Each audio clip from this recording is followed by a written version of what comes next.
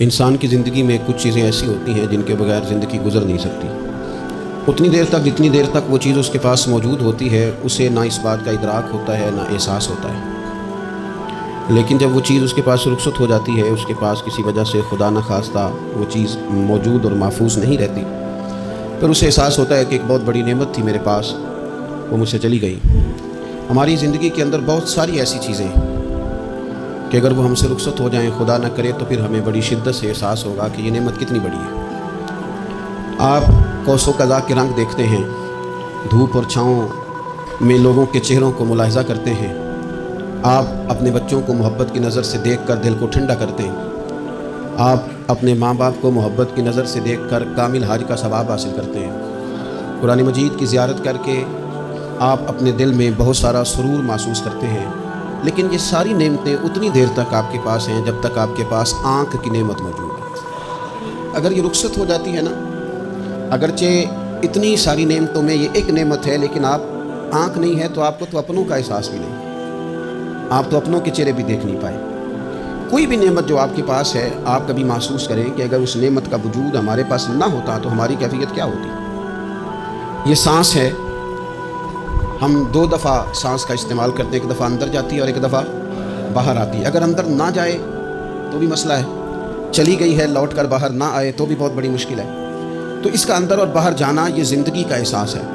اگر کبھی سانس اکھڑنے لگے اور آپ کے سینے میں آپ کی سانس اٹکنے لگے تو ایک بہت بڑی تشویش ہے، ایک بہت بڑی آکسیجن ہے، پوری طرح سے انسان کو قید کر دیا جاتا ہے، اور وہ کہتا ہے کہ میرا تو سارا وجود سلامت ہے، ہاتھ کام کر رہے ہیں، پیر کام کر رہے ہیں، آنکھیں کام کر رہی ہیں، زبان کام کر رہی ہے، سب کچھ ٹھیک ہے، صرف سانس اکھڑ گئی ہے۔ تو انسان محسوس کرتا ہے کہ یہ ساری چیزیں سلامت ہونے کے باوجود میرے کسی کام کی نہیں۔ آپ کے پاس جتنی بھی نعمتیں ہیں ان کو اگر آپ شمار کریں تو کبھی آپ کہیں گے کہ ساری نعمتوں میں آنکھ زیادہ ضروری ہے، کبھی کہیں گے کان زیادہ ضروری ہے، کبھی کہیں گے زبان زیادہ ضروری ہے، کبھی کہیں گے دل زیادہ ضروری ہے، کبھی کہیں گے روح زیادہ ضروری ہے۔ لیکن میں آپ سے عرض کروں، ان ساری چیزوں کے بغیر گزارا ہو سکتا ہے، رسول کائنات کی غلامی کے بغیر گزارا نہیں ہوتا۔ کیوں؟ اس لیے کہ اگر حضور کی شفقت نہ ہو، نبی پاک علیہ السلام کی رحمت نہ ہو، وہ ابن القیم نے ایک جگہ پہ کہا تھا کہ یہ حضور نے ہمیں انسان بنایا ہے، یہ نبی پاک علیہ السلام نے انسانیت کے اسباق پڑھائے ہیں، اخلاقی رویے کیا ہوتے ہیں حضور نے بتلائے ہیں۔ اگر حضور کا کرم نہ ہوتا تو انسان ایک دوسرے کو کاٹ کے کھاتا۔ یہ حضور نے بتلایا ہے کہ تم نے کس طرح زندگی کو گزارنا ہے۔ محبوب کریم علیہ السلام کا وجود نور ایک ایسی چیز ہے کہ اگر وہ کائنات سے معاذ اللہ سائڈ پہ کر دیا جائے تو اس کائنات کا قائم رہنا کسی صورت بھی ممکن ہے ہی نہیں۔ اسی لیے تو اقبال نے کہا تھا کہ ہو نہ یہ پھول تو بلبل کا ترنم بھی نہ ہو، چمن دہر میں کلیوں کا تبسم بھی نہ ہو نہ یہ ساقی تو پھر میں بھی نہ ہو، خم بھی نہ ہو، اور بزم توحید بھی دنیا میں نہ ہو، تم بھی نہ ہو۔ وہ بڑی بات کہہ گئے ہیں، میں نے بھی اس کو کوئی نہیں کھولنا، کہتے ہیں بزم توحید بھی دنیا میں نہ ہو، تم بھی نہ ہو، خیمہ افلاق کا استادہ اسی نام سے ہے، اور نبض ہستی تپش آمادہ اسی نام سے ہے۔ تو اقبال پھر ہمیں کرنا کیا ہے؟ کہنے لگے کرنا آپ کو یہ ہے کہ قوت عشق سے ہر پست کو بالا کر دے اور دہر میں اسم محمد سے اجالا کر دے۔ یہ کرنے کا کام ہے، اس رستے پہ آپ چل پڑیں۔ میرے بھائی، پہلی امتوں کے آپ تذکرے پڑھ لیں، کتابوں میں موجود ہیں، سورہ اعراف کو دیکھ لیں، اس میں بہت ساری چیزوں کا تذکرہ کر دیا گیا ہے، اور بھی قرآن مجید کی بے شمار صورتیں ہیں، آپ ان کو دیکھ لیں، اس پر غور کر لیں۔ جب قومیں نہیں مانتی تھی، انکار کرتی تھیں، تو اللہ تبارک و تعالیٰ انہیں تباہ کر دیتا تھا۔ بات نہیں مانی، ختم ہو گئی۔ ایک مقصد ہے نا جس کے لیے کسی چیز کو بنایا گیا، تو مقصد تخلیق انسانیت کیا ہے کہ وما خلقت الجن والانس الا لیعبدون، جنوں اور انسانوں کو اللہ نے اپنی عبادت کے لیے پیدا کیا، اور ان کو جب عبادت کی دعوت دی گئی، جب انہیں پیغام دیا گیا اللہ تعالیٰ کی توحید کا، انہوں نے نہیں مانا، تو جس مقصد کے لیے بنایا تھا جب اس طرف ہی نہیں آئے۔ یہ پنکھا لگایا جاتا ہے نا ہوا کے لیے، تو اگر پنکھا ہوا نہ دے تو اس کا کوئی چھت پہ کام ہے، اس کو اتار کے تو آپ سکریپ والے کے پاس بھیج دیں گے، بھی ختم ہو گئی بات۔ تو مقصد جو تھا نا، اللہ کی عبادت تھی، تو جب قومیں اللہ کی عبادت کی طرف نہیں آئی تو اللہ نے انہیں تباہ کر دیا اور صفحہ ہستی سے مٹا دیا۔ اللہ تعالیٰ کے پیارے محبوب علیہ السلام نے کفار مکہ کو، قریش کو، عالم عرب کو، عالم انسانیت کو دعوت دی، وداعیا الی اللہ باذنہ وسراجا منیرا۔ اس منصب پر فائز ہو کر حضور نے دعوت دی۔ جب انہوں نے دعوت کا انکار کیا، حضور نے انہیں عذاب سے ڈرایا، اللہ کے عذاب سے، چونکہ حضور نذیر ہیں۔ انہوں نے یہ کہا کہ اگر آپ کہتے ہیں نا کہ ہم پر عذاب آئے گا تو پھر آپ وہ عذاب لے آئیں، ہم پہ آئے۔ جب کوئی آدمی منہ سے تباہی مانگے، جب کوئی شخص اپنے منہ سے یہ کہے کہ کر لیں جو ہوتا ہے معاذ اللہ، تو اگر تو سامنے والا کمزور ہو تو شاید وہ کچھ نہ کر سکے، لیکن یاد رکھنا کئی دفعہ کمزور ہوتا ہے تو کچھ نہیں کرتا، تو کئی دفعہ مہربان بڑا ہوتا ہے، رحمان اور رحیم کئی دفعہ کرم نوازی کرتا ہے۔ جب انہوں نے کہا نا کہ لائیں وہ عذاب ہے محبوب جس کا آپ وعدہ کرتے ہیں، تو اللہ نے کیا فرمایا؟ فرمایا وما کان اللہ لیعذبہم وانت فیہم، محبوب رب کی یہ شان ہی نہیں کہ انہیں عذاب دے، کیوں؟ اس لیے کہ آپ ان کے درمیان موجود ہیں۔ اے محبوب علیہ الصلوۃ والسلام، اللہ کی یہ شان نہیں کہ انہیں عذاب دے اس حال میں کہ آپ ان کے درمیان موجود ہیں۔ آپ میری بات کو سمجھیں گے، غور کریں گے کہ کافروں کے درمیان اگر حضور موجود ہوں تو عذاب نہیں آتا، تو قیامت میں جب حضور مومنوں کے بیچ موجود ہوں گے، مجھے کہہ لینے دو نا کہ اساں جہاں گناہیاں دا جدوں اعمال نامہ پھرول ہوئے، پھر ذرے ذرے نے سامنے آ جانا ہے، جو جو منہ تھی بولیا بول ہوئے، اساں بھی کول حضور دے بیٹھ رہنا ہے، لکھ عمل ترکڑی تول ہوئے، او دے کولوں بھی رب نے حساب لینا ہے جڑا بیٹھا ہی محمد دے کول ہو صلی اللہ تعالی علیہ وسلم، او دے کولوں بھی رب نے حساب لینا ہے جڑا بیٹھا ہی محمد دے کول ہوئے، جس کو کہتے ہیں قیامت حشر، جس کا نام ہے، جس کو کہتے ہیں قیامت حشر جس کا نام ہے۔ تیرے دیوانوں کے لیے وہ دن تو جشن عام ہے، زیارت ہوگی نا حضور کی، تیرے دیوانوں کے لیے وہ دن تو جشن۔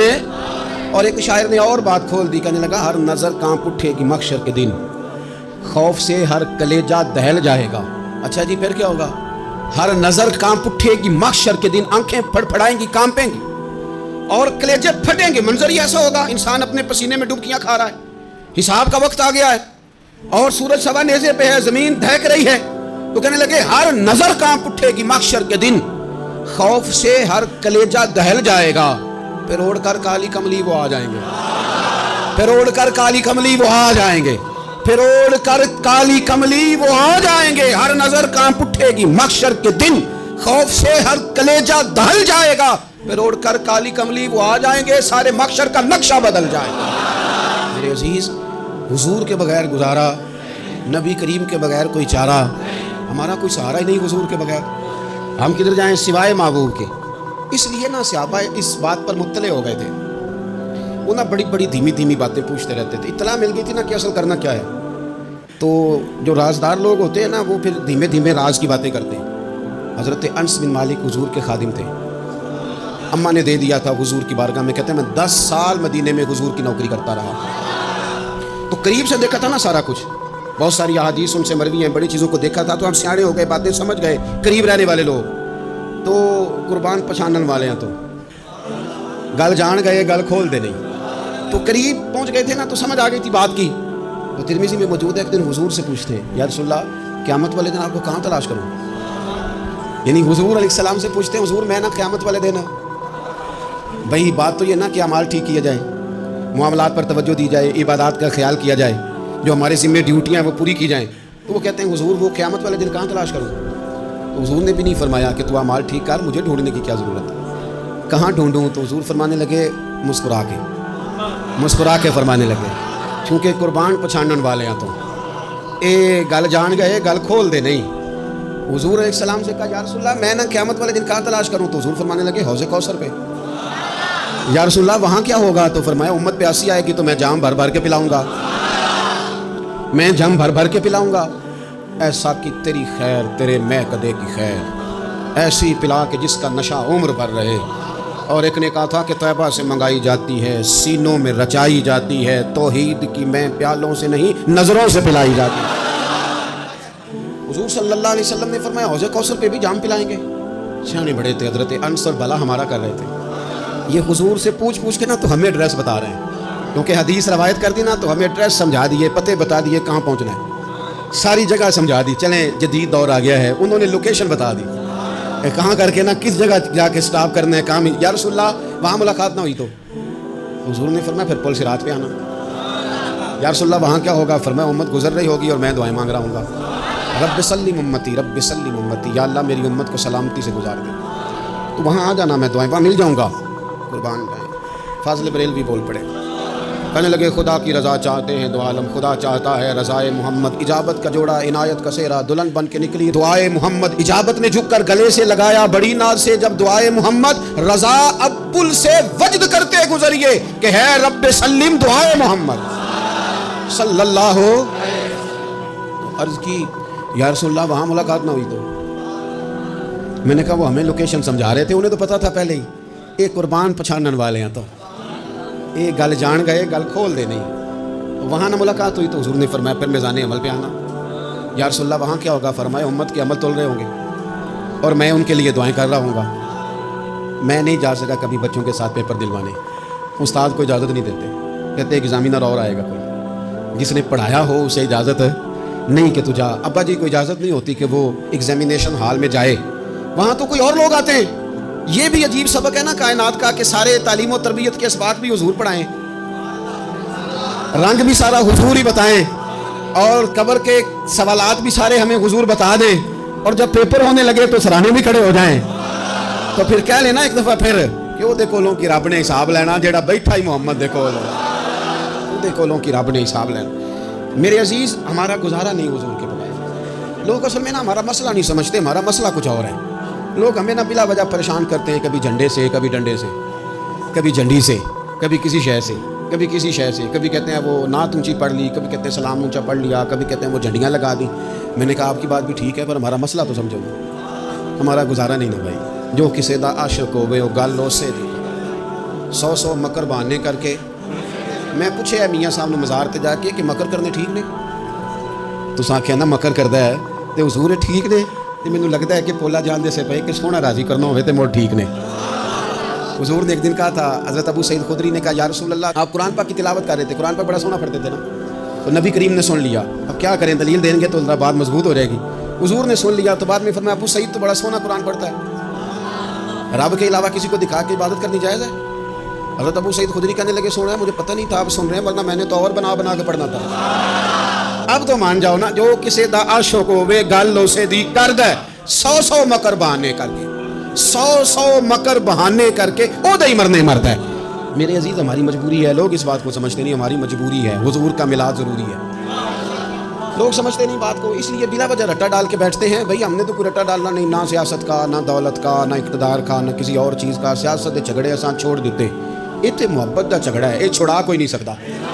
تو میرے عزیز ہمارا حضور کے بغیر گزارا، اور نبی پاک علیہ السلام کے بارے میں رب فرماتا ہے وَلَسَوْفَ يُعْطِيكَ رَبُّكَ فَتَرْضَىٰ،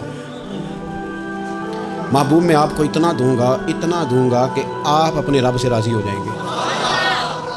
کیا کروں میں اب، یہ آیت اتنی شاندار ہے۔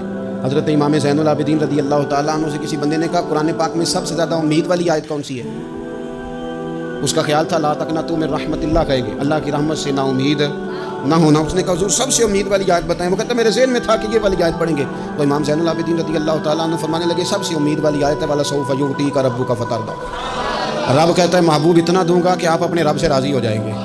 آیت نازل ہو گئی تو حضور پتہ کیا فرماتے ہیں صحابہ سے؟ فرماتے ہیں رب کہتا ہے حبیب تجھے راضی کرنا ہے، اور جب تک میرے سارے غلام جنت میں گئے نہ میں نے اللہ سے راضی ہونا ہی نہیں، میں نہیں راضی ہوتا اللہ سے، سارے جائیں گے تو تب تو میں تو کہتا ہی رہوں گا نا قربان پچھانن والے آتا۔ او گل جان گئے پر گل کھول دے، او گل کھول دے نہیں، پتہ چل گیا بات کا۔ حضور کے بغیر گزارا، حضور کے بغیر کوئی چارہ ہی نہیں۔ اور خود حضور کیا فرماتے ہیں، یہ سنن ابن ماجہ ہے، میرے رسول پاک صلی اللہ تعالیٰ علیہ وسلم ارشاد فرماتے ہیں، حدیث کے راوی حضرت ابو موسیٰ اشعری رضی اللہ تعالیٰ عنہ، حضور فرماتے ہیں کہ اللہ نے مجھے اختیار دیا۔ یا رسول اللہ کس بات کا؟ فرمایا رب نے اختیار دیا میں چاہوں تو آدھی امت بغیر حساب کے جنت چلی جائے، اور میں چاہوں تو اللہ سے اختیار لے لوں کہ یا اللہ مجھے شفاعت کا حق دے، میں سفارش کرتا جاؤں اور تو انہیں معافی دیتا جائے۔ یہ مجھے اختیار دیا اللہ تعالیٰ نے۔ تو حضور کیا فرماتے ہیں؟ فرماتے ہیں وہ آدھی امت والا سودا نہیں میں نے قبول کیا، میں نے نہ شفاعت لی ہے کیونکہ یہ عام تر ہے اور یہ کفایت کرنے والی ہے، یہ عام بھی ہے اور کفایت کرنے والی بھی ہے۔ اور حضور نے یہ لفظ کہے، یہ سنن ابن ماجہ کتاب الزہد دیکھیے گا، اس میں روایت مل جائے گی۔ حضور فرماتے ہیں یاد رکھو تمہارا کیا خیال ہے کہ میری یہ شفاعت پرہیزگاروں کے لیے؟ خود جملہ استفہامیہ سے بات کرتے ہیں، تمہارا کیا خیال ہے کہ میری یہ شفاعت جو قیامت میں سفارش کروں گا تو پرہیزگاروں کی کروں گا؟ حضور فرماتے ہیں نہیں، میں قیامت میں گناہگاروں کی سفارش کروں گا، میں گناہگاروں کی سفارش کروں گا، گناہگاروں کے لیے عرض کروں گا اللہ کی بارگاہ میں۔ کچھ دن پہلے میں کہیں پڑھ رہا تھا کسی کا مضمون، اس نے تشبیہ کس طرح کی دی ہے مجھے پتہ نہیں، لیکن لکھ دی بات، کہنے لگے ایک وکیل ہوتا ہے ایک شفیع ہوتا ہے. ایک وکیل ہوتا ہے، ایک حضور وکیل نہیں ہمارے، حضور ہمارے شفیع ہیں، شفاعت کرنے والے. وکیل یہ کہتا ہے جج صاحب سے کہ یہ جس کا میں وکیل ہوں نا، اس نے نا غلطی کوئی نہیں کی، اسے معاف کر دیں. وکیل یوں بحث کرتا ہے، کہتا ہے اس نے کیا ہی نہیں، جرم معاف کریں. اور جو شفیع ہوتا ہے نا وہ کہتا ہے مالک اس نے سارے کیے، تو میرے آنے کی لاج رکھ اور اسے معاف کر دے. یہ وکیل اور شفیع کا یہ فرق ہوتا ہے کہ شفیع کہتا ہے سونے سارے کیے ہیں، بڑے بڑے پاپ کیے ہیں، پر میں جو آ گیا تو مہربانی کرنا معافی دے دے. میرے عزیز حضور کے بغیر کہیں بھی گزارا نہیں ہے. ہم نے نا جب یہ بات سمجھ لی، اور پتہ ہے نبی کریم صلی اللہ علیہ وسلم نے آگے بڑھ کے خود بھی کئی مقامات پر اس بات کو کھول کر مختلف انداز میں بیان کیا. حضرت عبداللہ ابن عباس رضی اللہ تعالیٰ عنہ کی روایت آپ دیکھ لیں گے، آپ کو مستدرک میں ملے گی. حضور صلی اللہ علیہ وسلم فرماتے ہیں قیامت کے دن اللہ تعالیٰ انبیاء کے لیے نور کے ممبر بچھائے گا. ہر نبی ممبر پہ بیٹھ جائے گا، ہر پیغمبر علیہ السلام اپنے ممبر پہ جلوہ فروز ہو جائیں گے، ہر پیغمبر. لیکن حضور فرماتے ہیں میرا ممبر خالی ہوگا. یا رسول اللہ صلی اللہ تعالیٰ علیہ وسلم آپ کا ممبر کیوں خالی ہوگا؟ حضور فرماتے ہیں میں ممبر چھوڑ کے رب کی بارگاہ میں کھڑا ہو جاؤں گا، اور اس ڈر سے کھڑا ہو جاؤں گا کہیں ایسا نہ ہو کہ میں جنت میں چلا جاؤں اور میری امت رہ جائے. میں اپنی امت کی سفارش کروں گا، رب میری امت کی سفارش قبول کرے گا. فرماتے ہیں میں اتنی سفارش کروں گا کہ جہنم کا دروغہ مجھ سے کہے گا کہ محبوب کمال ہو گئی، آپ نے تو اپنا کوئی غلام دوزخ میں رہنے نہیں دیا، سارے آپ نے نکال دیے. کسی شاعر نے بڑی خوب بات کی تھی، اس نے کہا تھا کہ یاد رکھو قیامت کا جو دن ہے نا، یہ قیامت کا دن دراصل ہمارا وقت ہوگا خاص. جب ہم نبی پاک صلی اللہ علیہ وسلم کی بارگاہ میں جائیں گے تو ہمیں سمجھ آ جائے گی کہ دنیا میں ہم نے کئی دوستیاں لگائی تھیں پر جھوٹی لگا بیٹھے. ایک دوستی سچی ہے جو مدینے والے کی ہے، وہ کہتے ہیں محمد بوٹیا جھوٹا ہی جاگ سارا، یہ سچیاں مدینے والے دیاں یاریاں، سچیاں مدینے والے دیاں. تو نبی پاک صلی اللہ علیہ وسلم کے بغیر نہ دنیا میں گزارا ہے، نہ قبر میں گزارا ہے، نہ آخرت میں گزارا ہے. اب ایک سبق ہے، وہ سبق بھی آپ نے ضرور یاد کرنا ہے. جس شخصیت کے بغیر ہمارا گزارا نہیں، نہ قبر میں، نہ حشر میں، نہ پرصراط پہ، نہ میزان عمل میں، نہ حوض کوثر پہ، تو ہمارا ان کے بغیر دنیا داری میں گزارا کیسے ہو جاتا ہے؟ ہمارا تجارت بھی حضور سے سیکھیں، گھرداری بھی حضور سے سیکھیں، شادی بیاہ کے طریقے بھی حضور سے سیکھیں. جب گزارا نہیں حضور کے بغیر تو پھر زندگی کے سارے سلیقے حضور سے سیکھیں. پھر ادھر ادھر جانے کی ضرورت ہے، حضور کی سیرت کو پڑھیں، سوانے کو پڑھیں، حیات مبارکہ کا مطالعہ کریں. یہ جو ہم میلاد کا جلوس لے کے نکلتے ہیں نا، جب ہم نے نا بہت ساری چیزوں کو سطحی سا سمجھ لیتے ہیں معاذ اللہ بعض اوقات. یہ جب ہم میدان میں نکلتے ہیں نا، میلاد کے جلوس میں حضور کے نام کا نعرہ لگاتے ہیں، تو ہم نا للکارتے ہیں اس نظام کو جو نظام حضور سے پہلے تھا.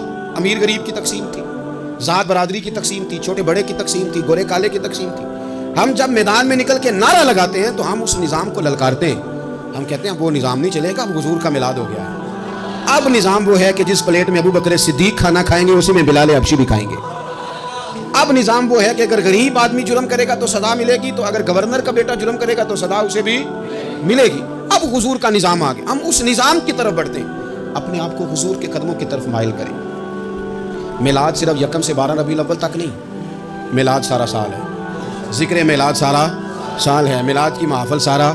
اور میلاد صرف مسجد میں نہیں، گھر میں بھی ذکر میلاد، دکان میں بھی ذکر میلاد. ذکر میلاد سے مراد حضور کی تعریفیں، نبی پاک کی شانیں، حضور کی باتیں. آ میرے دل آمنہ کے لال کی باتیں کریں، چہرہ و شمس کے اجلال کی باتیں کریں. اپنی طبیعتیں حضور کے ساتھ لگائیں، اپنے آپ کو حضور کے قدموں سے وابستہ کریں اور عشق کریں نبی